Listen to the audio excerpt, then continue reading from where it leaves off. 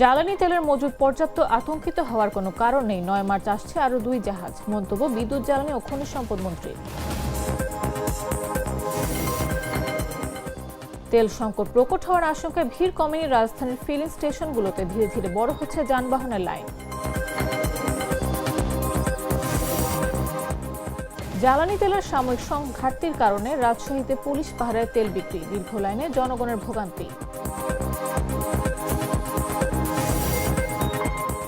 Hormuz প্রণালী বন্ধ নয়, শুধু যুক্তরাষ্ট্র ও ইসরায়েলি জাহাজ আটকাবে ইরান। প্রতিবেশী দেশগুলোতে হামলার জন্য ইরানের প্রেসিডেন্টের দুঃখ প্রকাশ।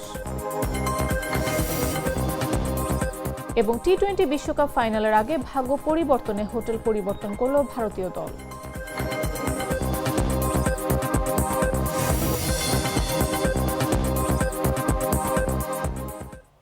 সন্ধ্যা 7টা নিউজের সবাইকে আমন্ত্রণ। সাথে আছে আমি নাফিস আব্দুল্লাহ। আমি তো মশলা বদলে ফেলেছি, এবার আপনিও বদলে ফেলুন। একবার প্রাণ গুঁড়া মশলা ব্যবহার করেই দেখুন।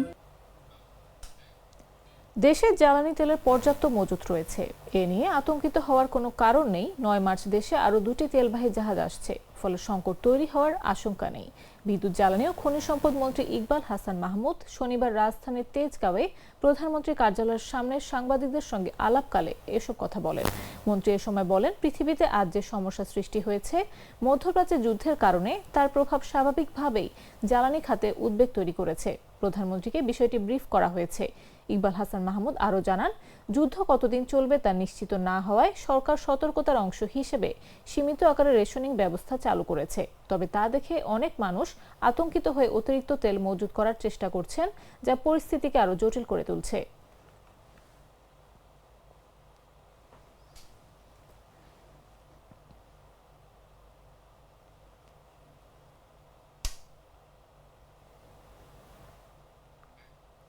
মধ্যপ্রাচ্যের চলমান যুদ্ধে বন্ধ রয়েছে হরমুজ প্রণালী।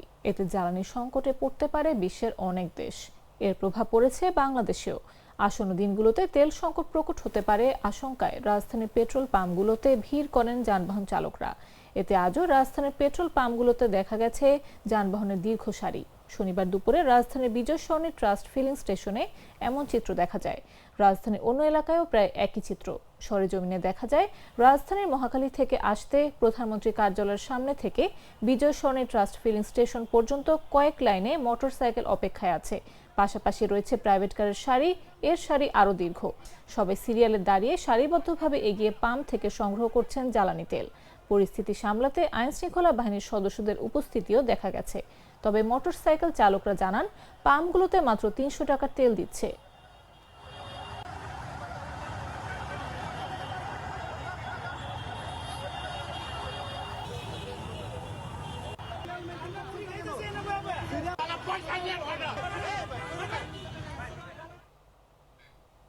বর্তমান সংকটময় পরিস্থিতিতে দেশের জ্বালানি তেলের মূল্য বৃদ্ধির বিষয়ে সরকার এখনো কোনো সিদ্ধান্ত নেয়নি বলে জানিয়েছে বাংলাদেশ পেট্রোলিয়াম কর্পোরেশন। শুক্রবার বিপিসির সচিব শাহিনা সুলতানা স্বাক্ষরিত এক বিজ্ঞপ্তিতে এ কথা জানানো হয়। বিজ্ঞপ্তিতে বলা হয়, দেশের সরকার নির্ধারিত মূল্যে জ্বালানি তেল কেনাবেচার বাধ্যবাধকতা রয়েছে। সংকটের অজুহাতে অতিরিক্ত মূল্য আদায় আইনগত অপরাধ। তাছাড়া দেশের জ্বালানি তেলের মূল্য প্রতি মাসের শুরুতে সরকার কর্তৃক নির্ধারণ করা হয়। জ্বালানি তেল আমদানি ও বাজারজাত করার জন্য নিয়োজিত সরকারি এই সংস্থা জানায়, কিছু কিছু ভোক্তা ডিলার ও ফিলিং স্টেশন থেকে প্রয়োজনের অতিরিক্ত জ্বালানি তেল সংগ্রহ করে অননুমোদিতভাবে মজুত করার চেষ্টা করছেন মর্মে খবর প্রকাশ হচ্ছে, যা জ্বালানি ও খনিজ সম্পদ বিভাগ এবং বিপিসি সহ সংশ্লিষ্ট সব কর্তৃপক্ষের দৃষ্টিগোচর হয়েছে। দেশের জনগণের ভয় ও আতঙ্ক হ্রাস করার লক্ষ্যে বিজ্ঞপ্তিতে জানানো হয়, দেশে জ্বালানি তেলের সরবরাহ স্বাভাবিক রাখার জন্য বিদেশ থেকে আমদানি কার্যক্রম বা সূচি নির্ধারিত হয়েছে এবং নিয়মিতভাবে পার্সেল দেশে আনা হচ্ছে।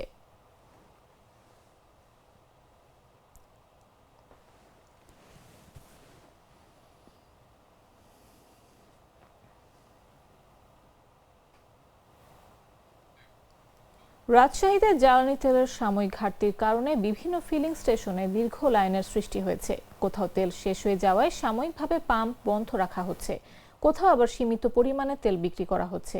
এতে জনরোষের সৃষ্টি হলে পাম্পে পুলিশ পাহারায় তেল বিক্রি হচ্ছে। শনিবার সকাল 10:30টার দিকে রাজশাহীর পবা উপজেলার বিমানবন্দরের সামনের মেসার্স হাবিব ফিলিং স্টেশনে গিয়ে দেখা যায়, মোটরসাইকেল সহ বিভিন্ন যানবাহনের দীর্ঘ লাইন। তেলের মেশিনের ওপর সাদা কাগজে লাল কালি দিয়ে লেখা ছিল, জ্বালানি সংকটের কারণে সর্বোচ্চ মোটরসাইকেলকে 100 টাকার তেল, মাহিন্দ্রা 200 টাকা, প্রাইভেট কারকে 1000 টাকা এবং পিকআপকে 300 টাকার তেল দেওয়া হবে। তবে সেখানে উপস্থিত অনেক চালক অভিযোগ করেন, পাম্পে তেল মজুদ থাকার পরও তখন কোনো যানবাহনকে তেল দেওয়া হচ্ছিল না। এ নিয়ে এক পর্যায়ে পাম্পে হট্টগোল শুরু হয়। পরে পুলিশ পাম্পের ম্যানেজারের সঙ্গে কথা বললে তেলের মেশিন চালু করা হয় এবং উপস্থিত যানবাহনগুলোকে তেল দেওয়া শুরু হয়।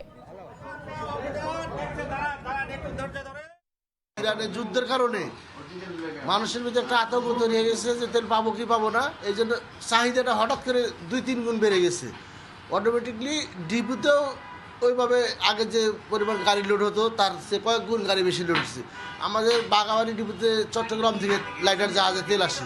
তেলটা বাংলাদেশের তেলের কারণে এখনও কোনো ঘাটতি নেই, তেল আছে, কিন্তু সরবরাহ একটু মানে চাহিদা বেড়ে হঠাৎ করে বেড়ে যাওয়াতে সরবরাহটা একটু সমস্যা। মানে ওখান থেকে চট্টগ্রাম থেকে বাঙালি বসতে একটু সময় লাগে, ওই সময়টা আর কি হচ্ছে না, মেকআপ হচ্ছে না। আর আমাদের এই পাম্পে যে পরিমাণ তেল স্বাভাবিকভাবে বিক্রি হয় 4 থেকে 5 হাজার লিটার পেট্রোল অক্টেন, সেটা হঠাৎ করে 11,000 10,000 পার হয়ে গেছে। এই কারণে এই সংকটটা, সাময়িক সংকটটা তৈরি হয়েছে। আর মাঝে বৃহস্পতিবার তেল আমরা পেয়েছি, শুক্রবার শনিবার ডিপু বন্ধ। শুক্রবার শনিবার ডিপু বন্ধ থাকার কারণে তেলটা শেষ হয়ে গেছে। আবার রবিবারে আমরা আশা করতেছি তেল পাবো, তখন মোটামুটি। প্রাণ কফি ক্যান্ডি, কররা কফি, কঠিন স্বাদে, হাইকে বলো বাই। নড়াইলের লোহাগড়া উপজেলায় 2 গ্রুপের সংঘর্ষে ইউপি সদস্য 2 নারী সহ অন্তত 15 জন আহত হয়েছেন। আহতদের বিভিন্ন হাসপাতালে ভর্তি করা হয়েছে। শনিবার সকাল 9:30টার দিকে উপজেলার লক্ষ্মীপাশা ইউনিয়নের বাঁকা গ্রাম এলাকায় এ সংঘর্ষের ঘটনা ঘটে।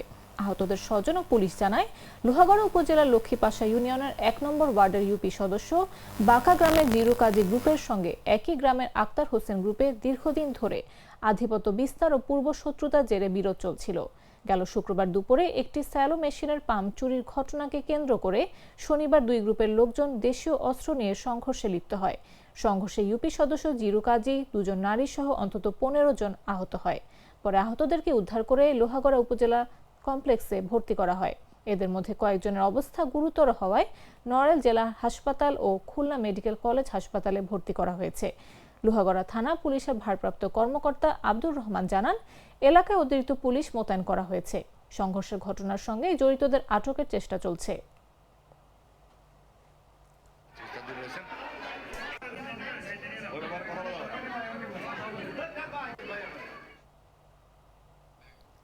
টাঙ্গাইল শহরের লৌহজং নদীর পাড় থেকে শামনা বেগম নামের এক নারীর মরদেহ উদ্ধার করেছে পুলিশ।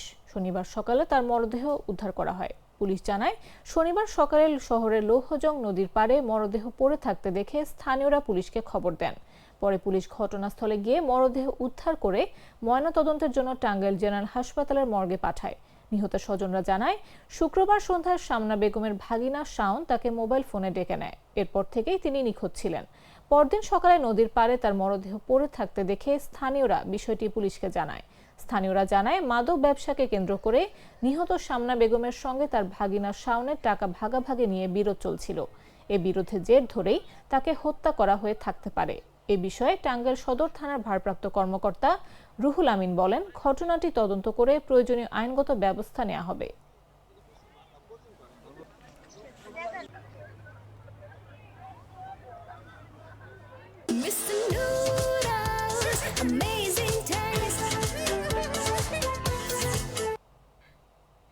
জানাবো আন্তর্জাতিক সংবাদ।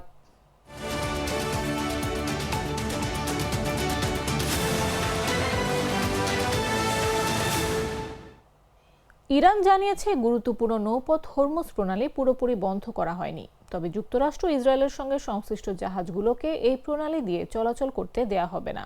ইরানের এক জ্যেষ্ঠ সামরিক মুখপাত্র রাষ্ট্রীয় টেলিভিশনে এ তথ্য জানান।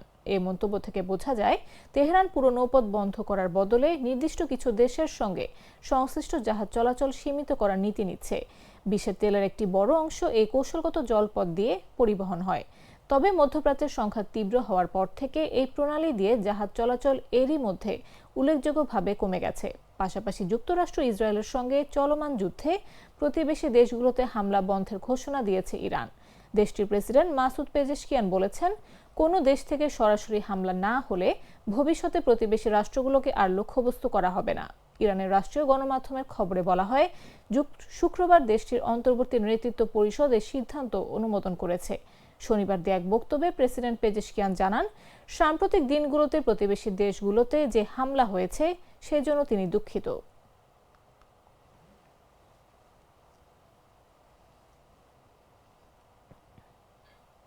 সৌদি আরব জানিয়েছে তারা একটি তেল ক্ষেত্র লক্ষ্য করে ছোড়া 6টি ড্রোন এবং একটি বিমান ঘাঁটির দিকে ছুটে আসা ব্যালিস্টিক ক্ষেপণাস্ত্র প্রতিহত করেছে।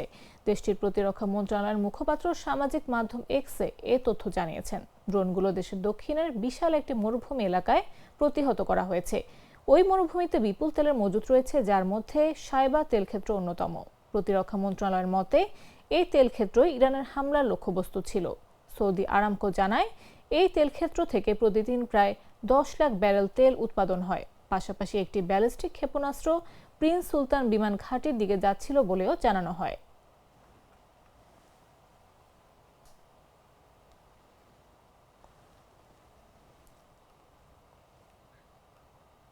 এবারে খেলার খবর।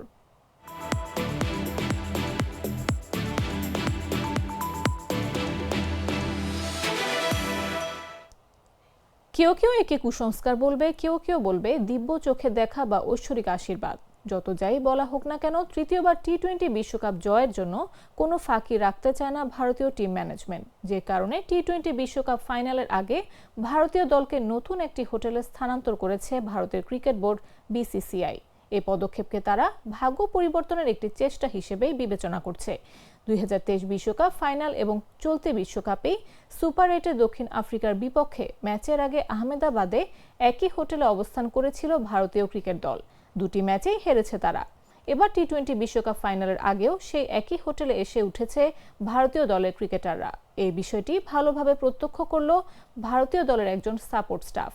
টিম ম্যানেজমেন্টকে সে জানালো যে এই হোটেলটি দুর্ভাগ্যের। এই হোটেলে থাকলে এবারও হয়তো ফাইনালে হারতে হতে পারে সূর্যকুমার যাদবদের। কারণ এর আগে বড় দুটি ম্যাচের সময় এই হোটেল থেকে হেরেছিল তাদের দল। এ কথা শুনে ভারতীয় টিম ম্যানেজমেন্ট সঙ্গে সঙ্গে হোটেল পরিবর্তন করে অন্য একটি হোটেলে স্থানান্তর করে নিয়েছে।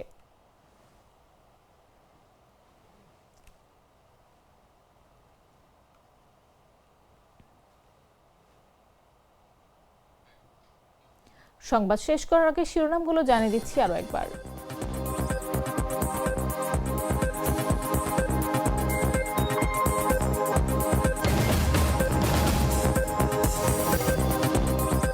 জ্বালানি তেলের মজুত পর্যাপ্ত আতঙ্কিত হওয়ার কোনো কারণ নেই। 9 মার্চ আসছে আরো 2 জাহাজ, মন্তব্য বিদ্যুৎ, জ্বালানি ও খনিজ সম্পদ মন্ত্রী। তেল সংকট প্রকট হওয়ার আশঙ্কায় ভিড় কমেনি রাজধানীর ফিলিং স্টেশনগুলোতে। ধীরে ধীরে বড় হচ্ছে যানবাহনের লাইন।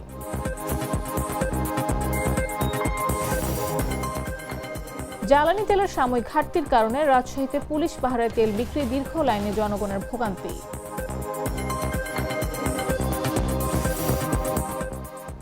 হরমুজ প্রণালী বন্ধ নয়, শুধু যুক্তরাষ্ট্র ও ইসরায়েলের জাহাজ আটকাবে ইরান। প্রতিবেশী দেশগুলোতে হামলার জন্য ইরানের প্রেসিডেন্টের দুঃখ প্রকাশ।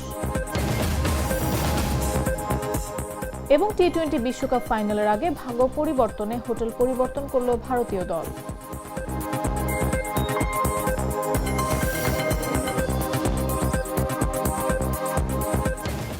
দর্শক, এই ছিল এখনকার মতো।